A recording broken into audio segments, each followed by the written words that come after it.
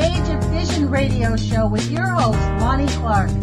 We stand together and accept that we now live in a world transformed by Fukushima. Monday, Wednesday, and Friday from 8 a.m. to 9 a.m. Pacific Standard Time here on UCY.TV radio. We relentlessly engage every ear that listens. We expose and confront the complete lack of accountability for the nuclear industry. Consider social engineering programs who view our bodies, minds, and souls as assets on a balance sheet. We discuss vital current issues, interview activists, and engage our audience in an effort to allow all voices to be heard. The Age of Fission radio show creates a venue that all will choose. We encourage our listeners to reclaim their power and their courage to take action and save our planet from the ravages of greed and indifference. Our actions matter. Every voice matters. We remind our listeners that happiness is resistance.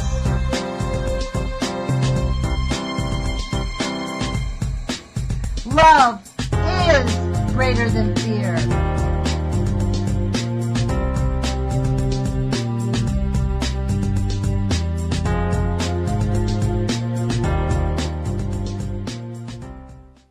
Welcome to Call-In Friday, UCY.TV radio listeners.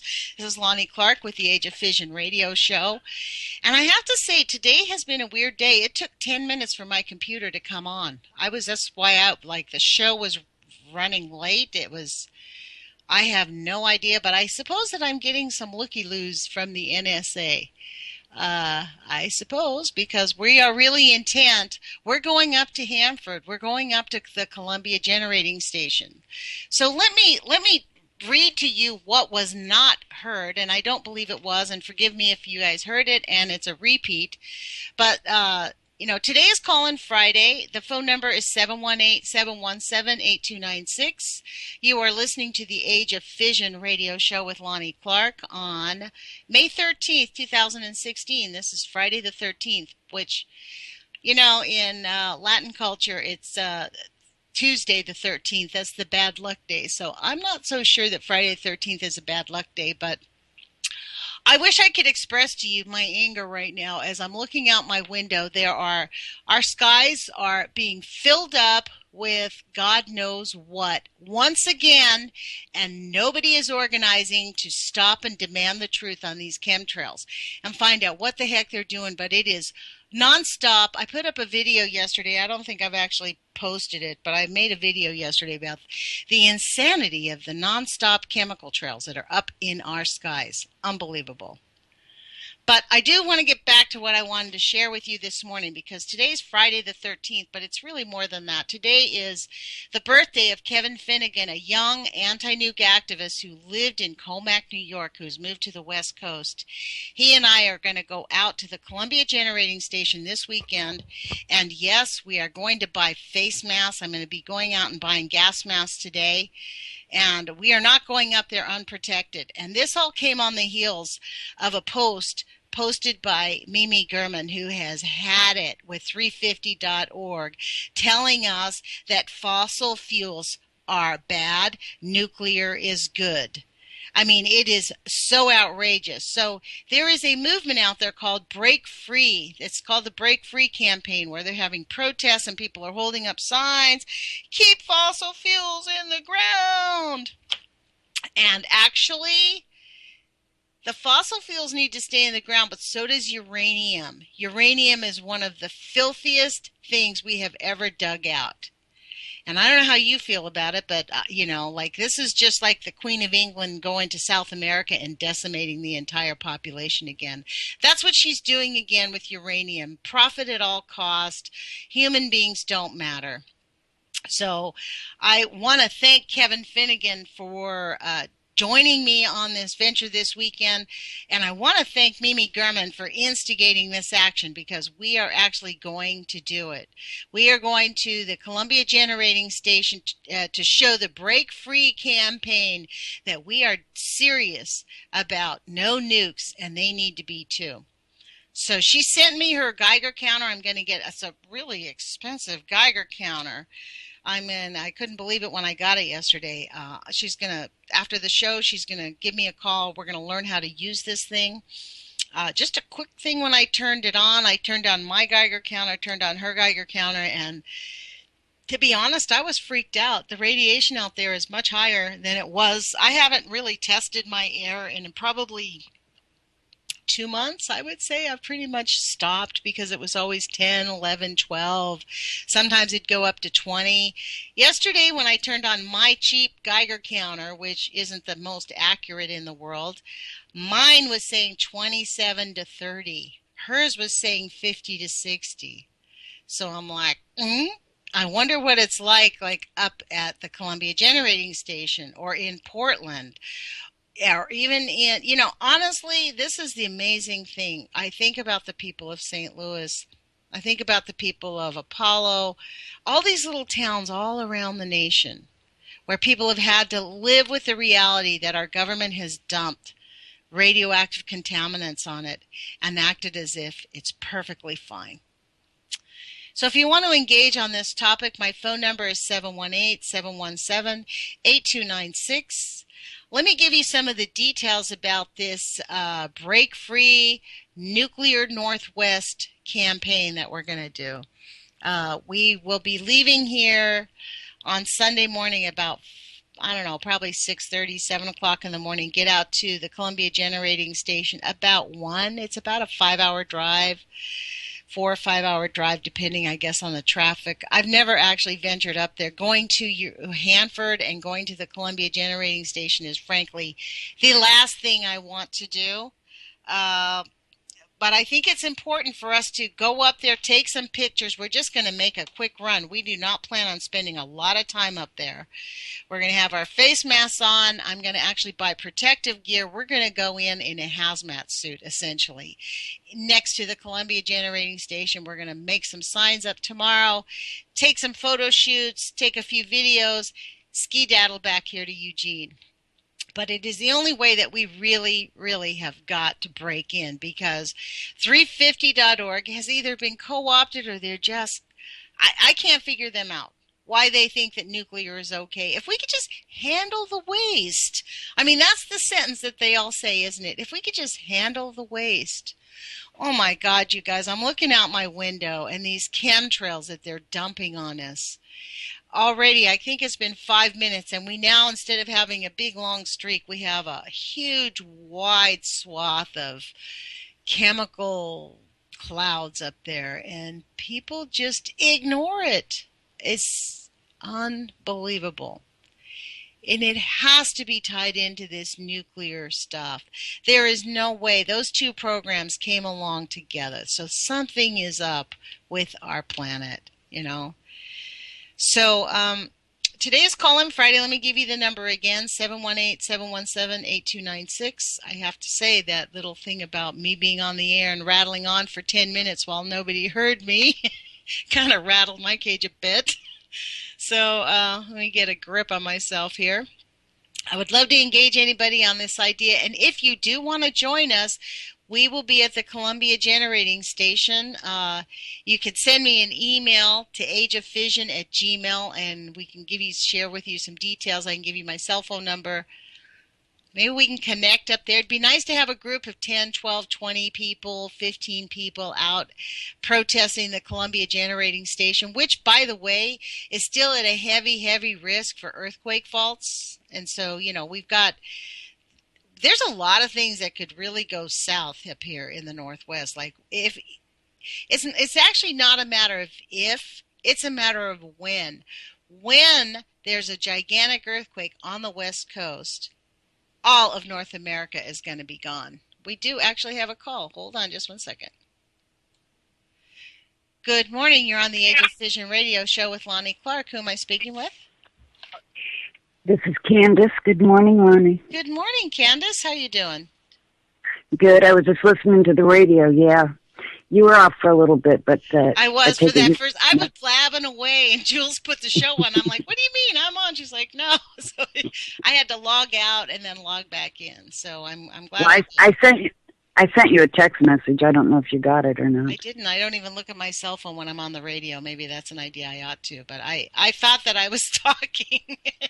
And then all of a sudden she put in a clip, and I'm like, wait a minute, because I really did want to talk about this action that we're doing. We are going up to the Columbia Generating Station, and it is, for both of us, we're both kind of scared to go up there because we know that we're entering into a toxic slough up there, I would be.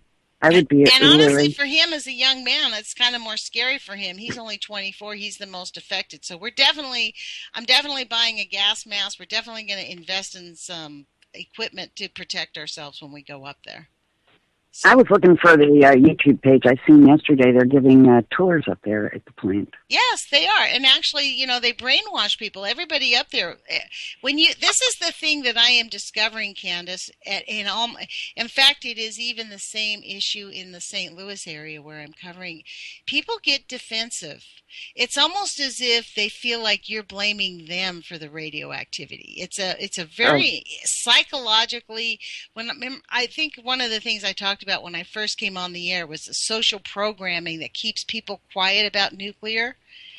Mm-hmm. It is so deep. It is such a deep, hardcore statement. Like the people in St. Louis who are, there's some conflict going among the groups in St.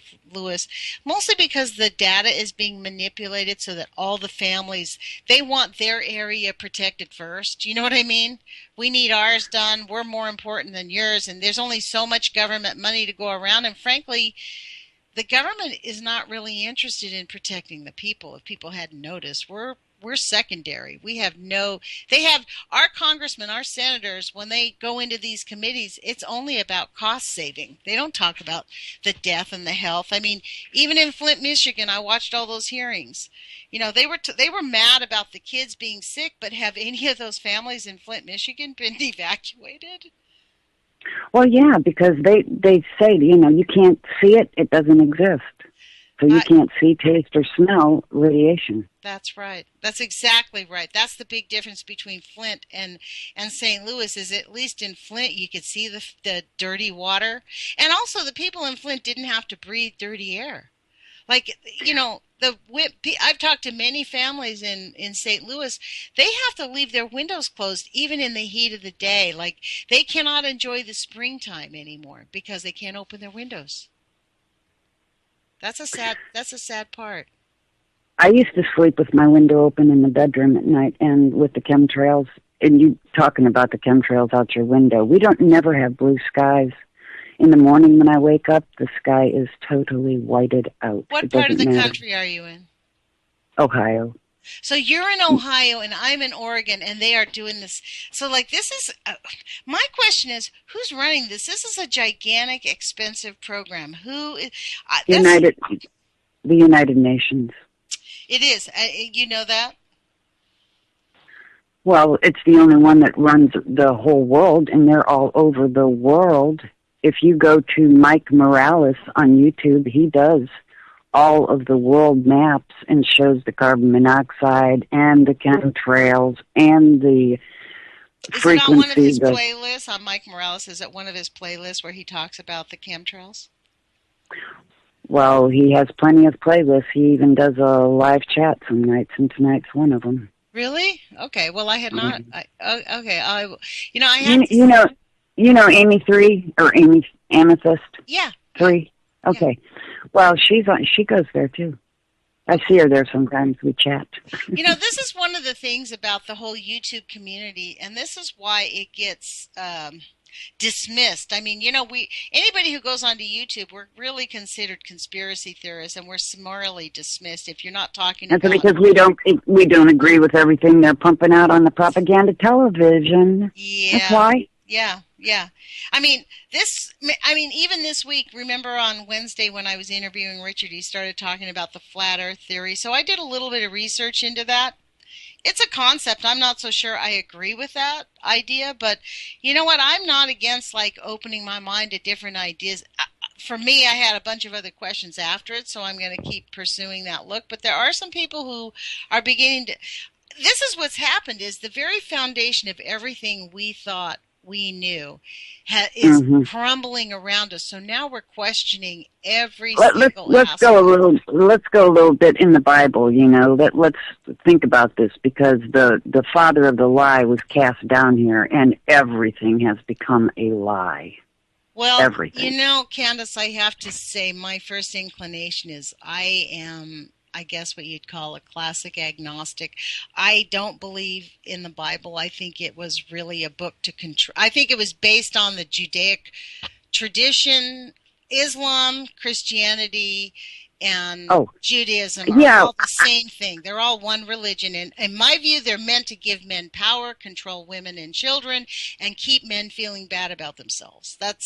You know, I agree. I agree with you that it is man written and translated and changed and all that. But I don't know, all over the world. I mean, you know, look at everything that they try to tell us, from radiation is good for us, the chemtrails are needed for global warming, the vaccines are good for us, fluoride is good for us.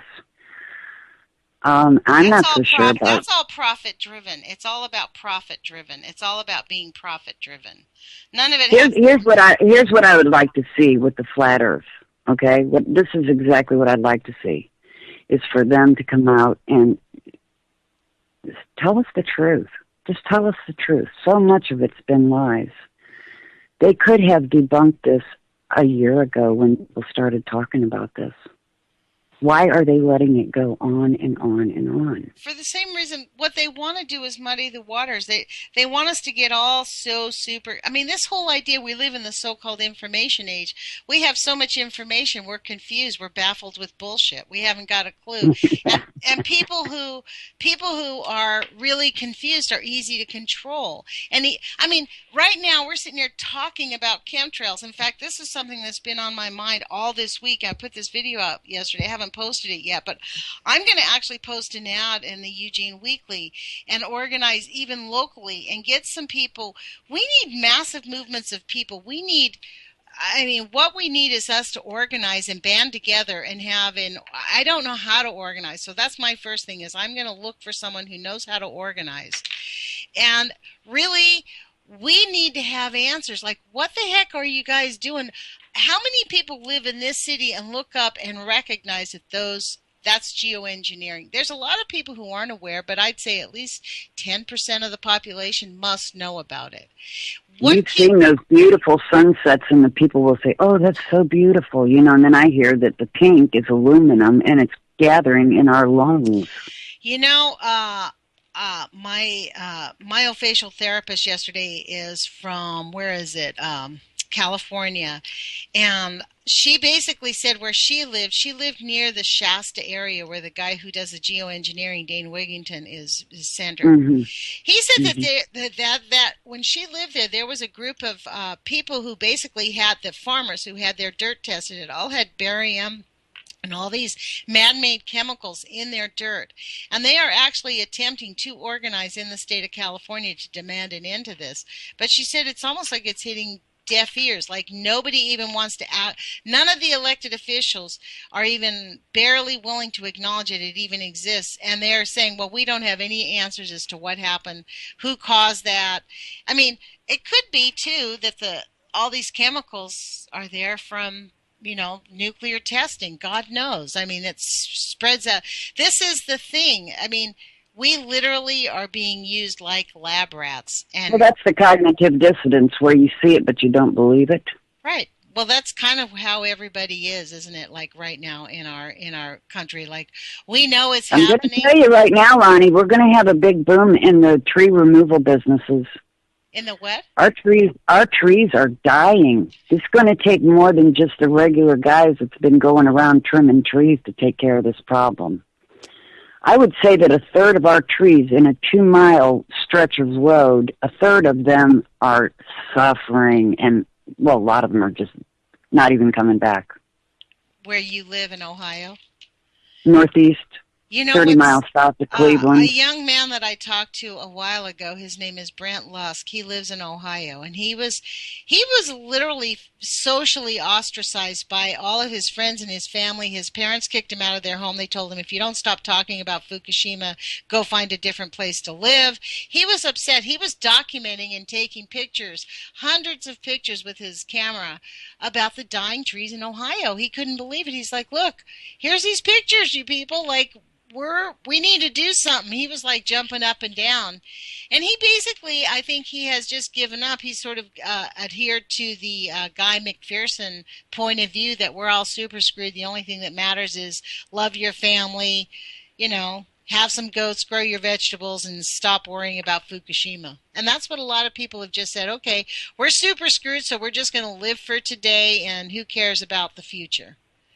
Don't you think that a lot of it is contained in these kids with their cell phones and they're not even paying attention to what's really going on around them? I think they are paying attention to what's going around them, and they are so overwhelmed. They are so overwhelmed with grief and feeling abandoned and feeling betrayed that they really just check out. I think they do know, but it's a matter of like, okay, we make an effort. And then when, like here, I go to college, right? And on our campus, we have in Augsburg, Oregon, it's an environmental group, right? These people really refuse to pick up the mantle of Fukushima. You know why? I've talked to them many times. The organizers, the people who are running it at the state level up in Portland, they tell me they don't want to address the radiation issue because it's really hard to quantify and define. So they don't want to get into something that they can be proved wrong on because the government, that's what all these nuclear scientists do is they go to school to, they literally do consider themselves the nuclear priesthood, just as the priesthood of the Egyptians really believed that they were superior to the lower class people. Let me tell you what Catherine Higley, in all of her heart of hearts, truly believes she's smarter and better than anybody else, and that what she doesn't understand about nuclear is just too much for anybody else, and that really honestly, I've watched her videos and watched her speak. I don't think in her heart of hearts she thinks she's lying. I think she is just a psychotic enough to believe her own lies. A lot of people are. That's why they fight so hard for something that isn't even real. Well, that's why they're, I'm of the inclination to think that the geoengineering is about them attempting to. They know that the nuclear stuff has collapsed our atmosphere, so this is an attempt by them to maintain our atmosphere. I can't get it, but they're definitely, they're chemtrailing you. They're chemtrailing us. We know it's in South America. It's all over the entire planet. So it's in Australia. It's in New Zealand. It's in the UK. I hear people in the United Kingdom, they're just plastered. You know what I'd wondered? I'd love to talk to a sailor to see if they're chemtrailing over the oceans or if it's just over the land. Do you know what I mean? I've often wondered that, because we know that it's filtering down right onto us. It's coming down. They're spraying us with something, and all of those chemicals come down. We don't see it. If it's not getting to the ocean by them directly spraying it, it is with the rainwater washing off and into the rivers but and I was out just, into the. In my heart, in my mind, I've often wondered, I wonder if they do this type of intense crisscross, I don't know where it looks like where you're at, but in Eugene they basically go east to west, and then they go north to south. They basically crisscross. Well, I know that they do it over the Gulf of Mexico. They do it out over the ocean off the west coast. I've seen it out there, on the radar. Well, I've heard also that it's all drones. It's not. They used to have manned airplanes, but now they're just drones because it's way cheaper to have a drone go up and you can use it until it falls apart. I can't imagine how much gas they're using. Everything. And this is my question. Who's paying for this? And how are we paying for it? Our taxes, probably. If it's run by the UN, that means that the world organizations are paying for it. This is the issue with the UN. You know what I discovered about the UN is very interesting. The UN was really created, in my view, to give the secret society a place to to hang out. You know what I mean? Because around the time they created the UN, like within a few short years when the IAEA was created, it sort of is the overbearing authority at the UN. Everything happens. Well, they tried this before with the League of Nations and got it voted out, and there was a reason. It was not a good thing. And the United Nations just kind of snuck right in there and took right over while people were sleeping. Well, I think what they did, they learned with the first organization that they attempted to build. And by the second time they had it, they had the nuclear technology, so they were able to build a secret society. What's the name of that fund? The International Monetary Fund, is that what it's called? Do you know what the IMF? Yeah. I mean, when that little secret bank happened, that's when they really were able to dig in and start stashing away the funds to fund all these. I mean, they're the people that fund all of the black ops stuff that goes on. We know that. This is the weird part, Candace. This is the thing that I find the strangest thing. We're talking about things that are, quote, secret in open space. Like, they really have so much authority. They know that the humans on this planet are not going to rise up. We are not going to stand up. We are not going to, get the pitchforks out like they did with, Marie Antoinette and, Well, they got the people in the churches waiting on God to come, honey. Right. That's right. And if my kids had messed my house up like these people have messed the earth up, if I was coming home from work and I found the crap all over the floor and it wasn't, a nice, pretty house that I'd left when I'd left it to them, I would be one mad mother. Yeah, well, didn't the Native Americans, didn't their prophecies talk about some of this stuff that's going on that we're going to do? I don't know. They killed us off pretty quick, honey. I mean, it's pretty fast. It's pretty fast how quickly humans have just rolled over and said, oh, I mean, when you consider, since the last 60 years, humans have just decided they're not going to pay attention. And frankly, I think that's the point of my activism and what I do here is I really want to give people the encouragement and the wherewithal to say, you know what, I actually can do something, because most of us have a spark of an idea of what we could be doing. And what we do instead is go, well, no one's going to pay attention. No one's going to really look. It's not going to really matter. No one's going to show up. And then it's kind of a self-fulfilling prophecy, because we're only one person in a world of billions, right? And so nobody shows up. And so then people give up and you go back to your usual stuff. Well, perseverance brings success. The only thing that will really get us out of this quagmire, and for me, I'm driven by the motivation of my grandchildren. My grandchildren deserve to have a planet where they're not in constant suffering. And that's what they're going to have if we don't get on this right away. If they make it to adulthood at all. And I mean, in a way, I'm glad my daughter does not listen to this radio show.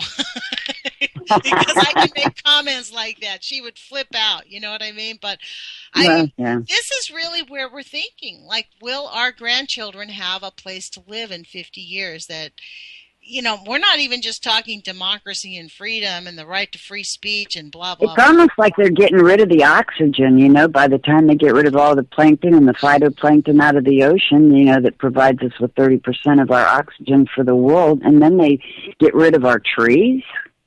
Well, I think Mother Earth is about to revolt, and I don't think I ascribe to the flat Earth theory, frankly, from what I looked into it. It just seems like baffle them with bullshit kind of an idea. That's kind of when I saw the. I don't know. I just don't think that we're spinning around 1,000 miles an hour in a universe at 66,000 miles an hour around the sun, and then we're going around the universe at 660,000 miles. That's kind of a little hard to phantom. I don't know. I think that's a possibility. I honestly am not a science person, so I'm just. I certainly don't feel like I'm spinning at 1,000 miles an hour. No, and when I go, it's the same thing of relativity. Like when you're driving in a car going 60 miles an hour, it certainly doesn't feel like you're going 60 miles an hour when you're driving in a car either. So do you realize what the dimensions are? When we learned it in the second grade, what the dimensions of the Earth is, and how far we should be able to see. And do you know what it is? Because I learned when I was in the second grade, but I certainly forgot about it. In order, 25,000 miles around in circumference.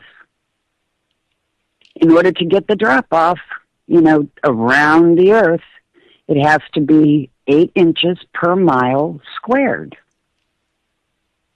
That's the drop-off. Candace, I can't argue any of that. I can't even I didn't realize it either, Lonnie. I know more about the globe now than I knew when I was in second grade or right up to, 8 months ago. Well, this to me, this whole conversation, see, this is where I go with the social engineering thing. This is how the social engineers work. They take a drop of poison and stick it in the cup and see who's going to drink it. And so I don't know if it's real or not, but I think I'm just telling you what they taught us in school. It's 8 inches per mile squared. Well, 8 inches per 10 miles times 10 miles. I can't even argue that because I don't know that fact. I don't know that at the base of my core. I am saying, Lonnie, I didn't either. It was just shown to us when we were in the second grade. We had no concept of it. Well, I'm not so sure it was shown to me when I was in the second grade. So that whole idea that they've been brainwashing us since we were little kids, they've been brainwashing us all right, but I'm not so sure it's been on the idea of the science, non-science, because it's kind of convenient when the whole nuclear bubble is about to fall apart. The whole entire nuclear bubble is collapsing around them. And they're mixing up the cacophony of ideas and getting people who are actually paying attention to the harm that nuclear is doing, to the harm that the chemtrails are doing, to muddy the water with a conversation of, is the earth flat? Kind of interesting that it just dropped in our laps a year and a half ago, and it has occupied a lot of conversations and a lot of minds. And why don't they stop it? Why don't they just stop it? Because they would just take one turn of events and they could stop it. Stop what? The conversation. You mean with the flat earth thing? Yeah. Because they don't want to stop it. It keeps us from talking about the reality that the nuclear is killing us, that the nuclear power plants are falling off the edges, like they're all collapsing, and we're doing nothing but pour money into them. It keeps us from talking about the fact that our children are dying from cancer. It keeps us. Do you think that the Flint, Michigan water thing that happened was a catalyst for everybody else looking at their water to see what their water looked like? Because I'm telling you that they found water in other parts of the country that are not fit to drink. Well, let me tell you what. I used to sell water. I used to sell water filters in the 1994, 5, 6, 7, something like that, like in the mid-90s. When I was selling water, you know how easy it was to sell a water filter? You go in and you water test anybody in America. You take a pool filter and you go into anybody's water in America and you drop 2 drops of this chlorine tester to test your chlorine for your pool. All tap water in America is poison, has been for a long time. There's only been 60 chemicals that are regulated in our country. Our water has been toxic. Why do you think we have a burst of cancers in our country? You stand in the hot shower, it turns into a form of mustard gas. If you're not showering in a shower filter, you're being poisoned every day. I've had a shower filter on. I live in an apartment, so I don't have a home filter. I have a filter on my tap, and I have a filter in my shower. And when I go... What kind of filter do you have for your shower? You can buy a shower filter. They range anywhere from $24 to $100. Does it take out the fluoride? It takes out, the one that I have takes out everything except I don't think it takes out radium. Nothing really takes out the tritium, right? Tritium attaches to the water. Right. So the radiation we're super screwed on. But this one, and you can tell the difference. You actually feel better. You don't come out. I've heard people say that. I've heard people say that. And your skin, you will not have, you know how your elbows get that scaly thing? You will not have that scaly skin.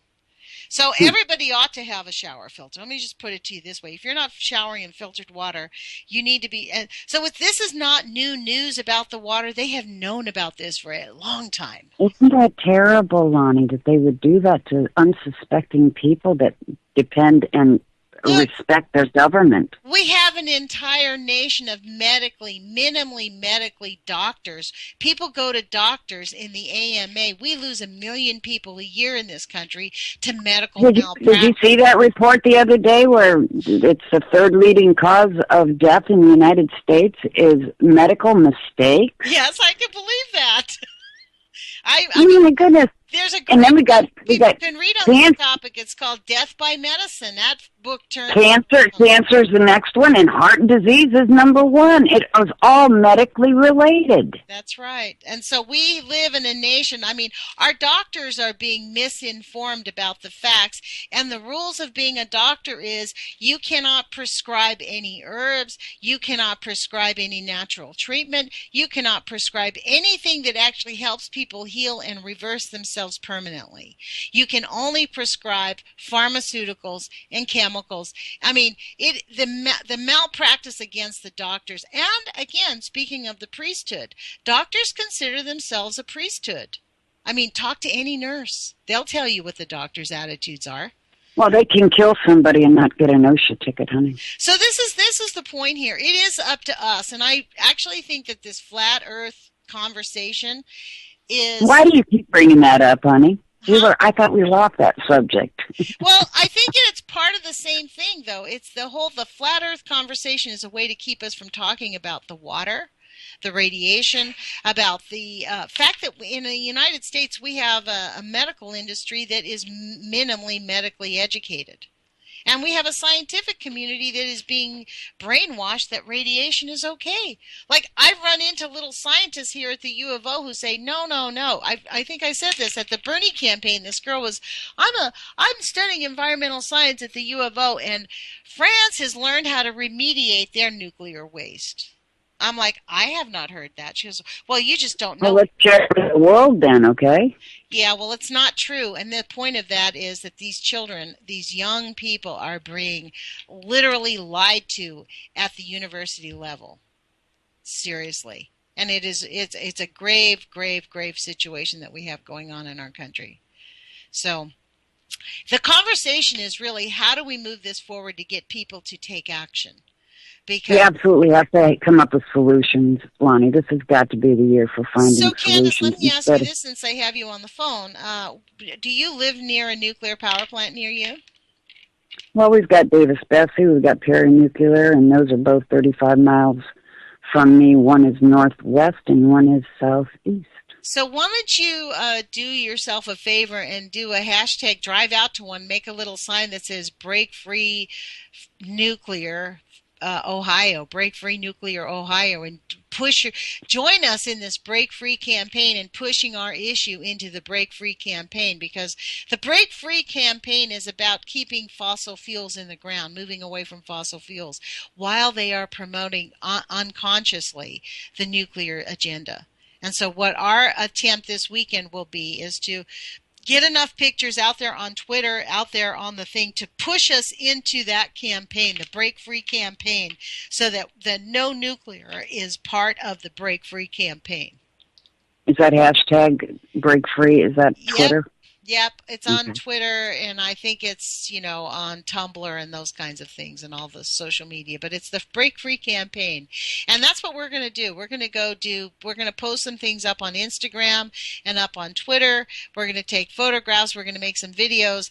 And we're going to really move this conversation into forcing these so-called environmentalist groups into accepting the idea and embracing the idea that nuclear is not safe, nuclear is dirty, and we need to include nuclear in the Break Free campaign conversation. Absolutely. We could have went a whole different route if we hadn't been, tied to the oil and nuclear problems. Yeah. But do they have to burn electric to run the nuclear plant? Yeah. We have to have coal plants to run our nuclear plants? That's even if it's getting the uranium out of the ground. That's the real filth, is getting the uranium out of the ground and the transporting of the uranium. And I mean, if you add up all the costs, I saw this cute little video, maybe it was 2 years ago, about nuclear. Add up all the costs of getting the nuclear fuel to the nuclear power plant. And then the fuel that it takes to get the nuclear fuel moved and stored, and all the energy that it it takes to maintain the nuclear spent fuel. I don't think they thought this out very well, but they didn't think about the waste that they would have to contain for millions of years. What are they thinking? There's not enough land to contain it. And they talk about what are they going to do with those bags over in Fukushima? Where are they going to put them? Under the ground so they can leak into the groundwater? They can't send them out into outer space. There's nothing that they can do, and they want to build more plants. Mm-mm. Yeah, no regard for human life. But I mean... And then we're getting all our parts from other countries that don't give a crap about us. Well, not only don't give a crap about us, but want our demise. Really think that we... And the truth is, this nation has been really guilty of being selfish, self-centered, and really not caring about anybody else. I mean, look what we've done to the Native Americans in our own country. Our Native Americans, the first tribes, that's what Mimi Gurman was saying. We've pushed all of our nuclear waste on the First Nations lands. And so the Native Americans up here in the Northwest are having severe disabilities. And lots of cancer. People are dropping off like flies. And nobody even talks about it. We have just decimated, what they say, 90% of all the Native Americans in this country were decimated by the invasion of the Europeans. So it's a complete disregard for all human life and all life on our planet. Yeah. Well, it's time I for us really to enjoyed change. talking to you, Lonnie. Thank you for talking to me. Well, thank you, Candace. And Candace, I think you're the same one that Richard gave kudos to the other day for helping him through getting off his prescription drugs. I believe we are more powerful than the drugs. We can overcome them. Well, look, I really appreciate you reaching out and saving a human being's life and helping him get back on his life. And so I just wanted to say thank you for that. So he had such a great mind. It was a waste. Well, it's nice because mind. now he is back in the world and putting up the good fight. And after all, he did share with me the whole idea of the flat Earth concept. And all right, girl. Okay, let's let your listeners at least go to one place that I found interesting. Was Flat Earth Clues by Mark K. Sargent. At least give it a try, Okay, that's an idea. That's a concept. I'm willing to be, me, I'm the flaming liberal. We'll talk about it. A mind is like a parachute. They work better if they're open. That's right. That's exactly right. Thank you, Candace. Really appreciate it. Talk to you later, Lonnie. Okay. Care an awful lot about you, and keep up the good fight. And let's not forget to mention Dana Durnford and the nuclear proctologist who's working hard at this every single day. Yes, he is. He's actually going to be on with us again. Dana will be on with us on June 29th. He'll be back with us. I've been watching his webinars since October 20th, 2013 when he brought up, when they had the Japanese silence law. Yeah. That was his first video he came out with, was that night. Really? I did not know that. Mm-hmm. I've been following Dana for quite a long time, and so I have to say Dana's work has, if anybody does not know, Dana Durnford is actually a Canadian anti-nuke activist who took it upon himself to go up and down the coast 15,000 miles to document the loss of marine life. He used to be a diver and got handicapped in a work accident, so he understands what the coast of Canada ought to look like, and he was devastated. That was one of the things that impressed me the most, Lonnie, was because even though he was disabled, he went out because he remembered what that coastline looked like. Yeah. Well, I think the thing that's really impressed me the most is the videos that he made. People ought to go to the nuclear proctologist and just take a look at the devastated coastline that he has seen. Now, it's not completely, there's a lot of green, there's a lot of life there, there is some life, but nothing. It used to just be bursting with life, bursting with colors. And again, it's that conversation that, I don't know if you guys heard that. It was, I think, part of the first 10 minutes that nobody heard, was that really what we're dealing with now is an environment where people are afraid to talk. People get very defensive about nuclear, very self-defensive. I've found this to be true. It's almost as if they feel like you're blaming them for having the negative effects of radiation. People up in Hanford, up near Columbia Generating Station, I have found this to be true with the people of St. Louis, where they really, in fact, my coverage of St. Louis is definitely going to change because I'm beginning to feel like I'm an ambulance chaser because people in St. Louis are hesitant to talk. They don't want to upset the apple cart. They're starting to get some movement with the government, and they're afraid that if they come on the radio and talk, that maybe some of their government programs that they're starting will be slowed down or they might cause some problems. I mean, it's interesting how they have manipulated everybody into believing that the nuclear issue is our fault. And it's not actually our fault. And the fact that your kids get cancer because you're living near a nuclear power plant and, it's your responsibility because you're living there is a complete falsehood. So this is, I'm going to be handling this coverage of St. Louis in a little bit different way because I'll have on guests every once in a while, but Monday is still going to be dedicated to the issues of St. Louis. But as I'm discovering, the issue of St. Louis has tentacles. It goes out in lots of different ways, and it's not just St. Louis.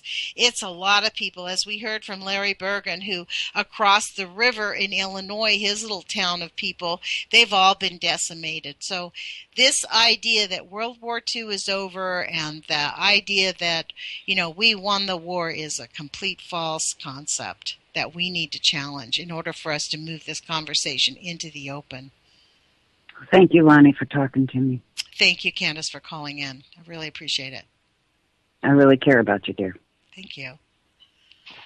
So I want to thank everybody for joining us. We have about 5 minutes here on the radio. On the show, this is Lonnie Clark with the Age of Fission radio show. Today has been Call-In Friday. We have actually had the honor of having this conversation with Candace, who has been following me, I know, on my YouTube channel, and I've been following her. Interestingly enough, with the YouTubers, YouTube is a venue where people actually kind of get to know each other. We get to know each other on our political sides and our political ideas, and we share ideas. It's like she was telling us about this concept of the flat earth, people following through this whole concept about the Rothschilds. There's a whole bunch of conversations that mainstream media just does not touch. Ironically, the nuclear issue gets lumped up into all of that because we don't really know the truth between the geoengineering, the nuclear waste issues. We really honestly don't know any of the truth of what's going on. And, we're just wading through the darkness here in an attempt to find the light, because at this point, we don't see a light at the end of the tunnel. What we see is darkness. That does not mean the light is not there.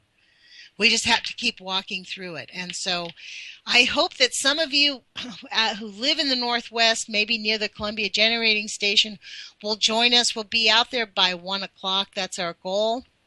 And we will be taking pictures and posting things on social media. Break Free Nuclear Northwest will be taking Geiger counter readings. We are really going to move this ball forward because it's extremely important that we move the conversation into being Nuclear Northwest. So I want to thank everybody for joining us today. We are really, it's not actually the blind leading the blind, because I wouldn't say that we're blind. But we certainly do not have the control and power. This is what happens. This is why we have an election where Hillary Clinton's out there telling women that she's going to help women while she pays the women in her office 70 cents on the dollar to every man that she pays in her office. Still to this day, she still underpays women. Really, because everybody else is, so why should she pay women more? I guess that's her answer. We have just a few minutes left. On Monday, as I said earlier, I am not going to be doing an interview with anybody. Maybe. I don't think so. I had scheduled Larry, Scotty from Scotty's Contracting. He is kind of busy with some personal events that are going on in his life. He's the guy who's doing the phyto remediation, using plants to remediate the soil in St. Louis. I have had a bit of an issue attempting to get people who are in St. Louis to discuss anything on the air. And that has led me to really rethink what we're doing in St. Louis. I want our coverage on this show of St. Louis to add to their lives, not to make them feel anxious, not to make them feel like we're blowing the deal, like somebody's saying the wrong word, or people are, there's factions in St. Louis now. People are not one harmonious anti-nuke organization out there. There's a couple of groups. The government is refusing actually to tell the truth and to honestly take real samples. So people are kind of proprietary about all the medical data that they have personally gathered, and it's again all about the social engineering. So I'm going to figure out a way to cover this story without offending a lot of people, I hope. So I'm going to be doing things a little bit differently and expanding how the radio show will be covering this. But I genuinely believe that we are St. Louis. St. Louis is really a picture of how all of us in the United States are being treated by the nuclear industry, by our government, by the Department of Energy. It's not just the Native Americans, folks. So please put your courage feet on, take some action, and go out to your own nuclear power plant near you. Make a sign up that says Break Free Nuclear Ohio, Break Free Nuclear Florida, wherever it is that you're at. Let's inject ourselves into the Break Free campaign on social media. We'll be out at the Columbia Generating Station this coming Sunday about 1 o'clock. Put your courage feet on. Thank you for joining us, and thanks for hanging in there for that harsh 10 minutes. Take care.